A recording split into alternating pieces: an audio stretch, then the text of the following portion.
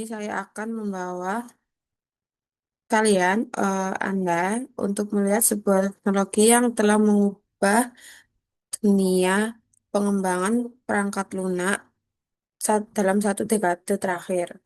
Eh, kita akan membicarakan tentang Docker, namun saya ingin Anda melihat bahwa Docker bukan sekedar alat teknis, melainkan sebagai sebuah revolusi cloud mini yang mampu menghadirkan kekuatan infrastruktur raksasa langsung ke laptop atau lingkungan lokal Anda. Nah, konsep cloud mini, mengapa sih kita menggunakan istilah cloud mini? Di dunia cloud yang sesungguhnya, kita menghargai skalabilitas dan kemudahan manajemen. Docker itu membawa filosofi itu ke skala yang lebih intim. Ia adalah miniatur infrastruktur modern yang memungkinkan kita mensimulasikan eh, lingkungan server yang kompleks di mana saja, tanpa harus menyewa server mahal sejak tahap awal pengembangan ya. Nah, mengenal Docker Engine. Di sini ada definisi teknis dan perspektif bisnis. Secara teknis, Docker adalah platform platform open source yang membungkus aplikasi dan seluruh temannya seperti library ataupun konfigurasi ke dalam satu unit standar bernama kontainer. Tapi bagi Bapak dan Ibu yang di sisi bisnis, Docker adalah asuransi. Nah, jadi itu Docker memastikan bahwa aplikasi yang kita buat akan berjalan identik, baik itu di laptop pengembang saya ataupun server internal internal di kantor, dan juga hingga ke cloud public. Biasanya itu masalah klasik yang dialami adalah kayak di komputer saya itu jalan, tapi di server mati. Itu udah biasa ya. Nah, kita bisa analogikan seperti kontainer kapal laut. Jadi coba bayangkan logistik global sebelum adanya kontainer. Nah, itu kan bongkar muat itu kan pasti sangat lambat dan berisiko banyak kerusakan. Nah, Docker itu melakukan hal yang sama untuk perangkat lunak. Jadi kontainer kontainer itu akan mengisolasi isinya. Nah, jadi dia itu tidak peduli apakah aplikasinya itu berbasis PHP, Python, ataupun Java. Jadi caranya mengirimkan itu tetap beragam dan kita itu bisa memindahkannya dari tahap pengembang ke testing hingga produksi itu tanpa perlu membongkar isinya lagi. Selanjutnya itu keunggulan strategisnya. Nah, banyak yang bertanya apa bedanya dengan virtual machine. Nah, sederhananya itu VM itu berat ya teman-teman. VM harus membawa satu sistem operasi itu untuk satu aplikasi. Sedangkan Docker itu jauh lebih ringan dan lebih cerdas. Jadi dia itu menggantungkan jantung atau kernel dari sistem operasi yang sudah ada di komputer induknya. Nah, hasilnya itu penggunaan sumber daya itu jauh lebih hemat dan efisien bagi operasional perusahaan. Ini tiga pilar utamanya Docker ya teman-teman. Ada Docker Image, ada Docker Container, dan ada Docker Hub. Nah, ini proses dari build, ship, dan run. Ini proses pengembangan yang jauh lebih gesit dari siklus hidup yang terstandarisasi. Nah, ini teman-teman, kecepatan deployment. Di dunia bisnis itu yang serba cepat ya. Jadi, waktu itu adalah segalanya. Kayak menjalankan kontainer baru itu dengan Docker itu harus rata-rata hanya 3 detik aja. Jadi bandingkan dengan virtual machine yang butuh waktu bermenit-menit, Itu pun hanya untuk proses building. Nah, agilitas ini itu memungkinkan kita untuk merespon lonjakan trafik pelanggan secara instan tanpa membuat mereka menunggu. Nah, ini perbandingan antara Docker dan virtual machine. Kalau kita rangkum itu VM ukurannya besar ya teman-teman. Dia di gigabyte, sedangkan Docker itu di megabyte. Terus VM itu lebih lambat, kayak bermenit-menit, sedangkan Docker itu hanya beberapa detik. Jadi kayak Docker itu bukan hanya alat, tapi visi untuk infrastruktur yang modern dan lebih lincah.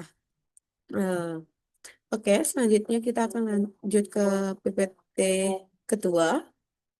Nah, mungkin di sini topiknya terdengar sangat dramatis ya, bencana digital. Nah, namun faktanya, bagi sebuah bisnis di era internet, website yang lambat itu benar-benar merupakan bencana digital, teman-teman. Jadi itu bencana finansial lah, gitu. Nah, jadi kita bahas kenapa sih kecepatan digital itu jadi mata uang utama dalam ekonomi digital saat ini. Itu kan, teman-teman. Hmm, aturan 3 detik. Nah, di dunia digital telah melatih kita menjadi orang yang tidak sabaran. Jadi ekspektasi pengguna itu sangat tinggi.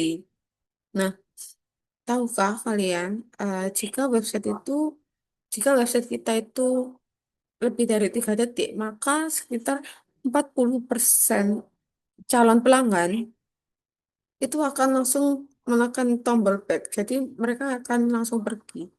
Di detik pertama adalah kayak momen atau momen hidup atau mati bagi peluang bisnis kita. Nah, ini adalah penurunan konversi per detik. Angka ini tuh lebih mengejutkan ya teman-teman. Setiap satu detiknya itu tambahan waktu muat, itu tingkat konversi kita itu akan turun sebanyak 4,42%. Ya, jadi bayangkan jika website kita lambat 5 detik saja, itu kita bisa kehilangan hampir seperempat dari potensi penjualan kita tanpa adanya kita sadari. Analoginya itu seperti restoran tanpa pelayan, ya antrian abadi. Jadi coba bayangkan kita itu masuk ke sebuah restoran mewah, duduk, namun tidak ada pelayan yang datang selama 10 menit lah gitu.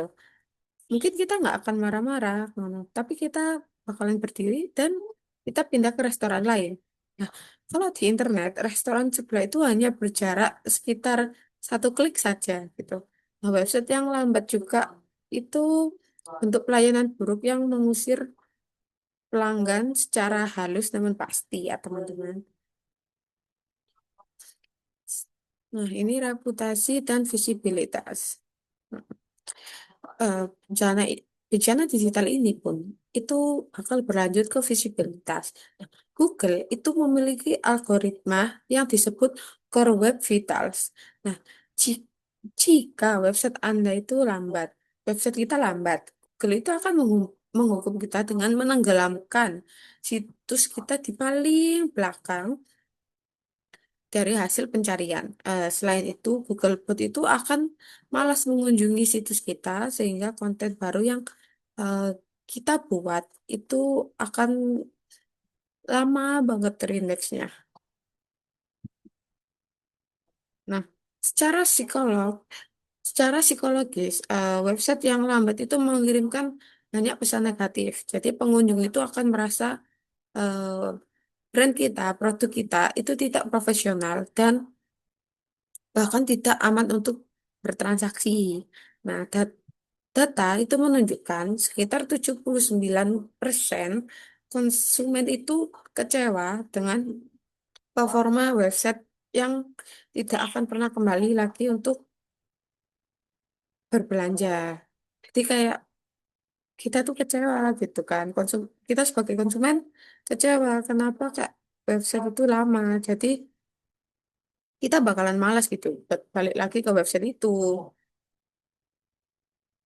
Nah, jadi itu kita tuh bukan hanya kehilangan penjualan hari ini, tapi kita juga bisa kehilangan pelanggan untuk selamanya.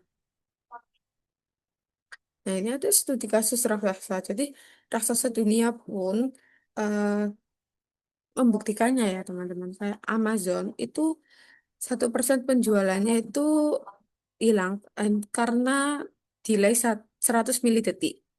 Jadi, itu dalam sekejap mata ya.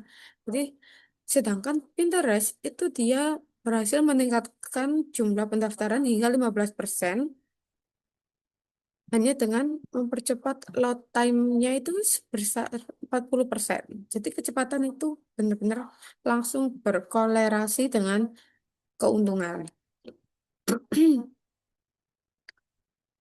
Nah, yang terakhir, hmm, website itu lambat. Yang itu tuh kayak istilah pencuri gitu loh. Jadi website lambat itu adalah pencurian anggaran dari marketing kita. Jadi kita itu mungkin sudah membayar mahal untuk iklan, tapi uang itu tuh sia-sia karena pengunjung itu pergi sebelum sempat melihat penawaran kita. Bahkan proses check out yang lambat itu alasan nomor satu orang batal membeli produk kita di detik terakhir ya teman-teman. Jadi sebagai penutup saya ingin eh, menekankan bahwa kecepatan mungkin bukan lagi masalah teknis di bidang IT ya, namun strategi strategi bisnis inti yang menentukan probabilitas perusahaan kita. Jadi mari kita siapkan, mari kita amankan aset digital kita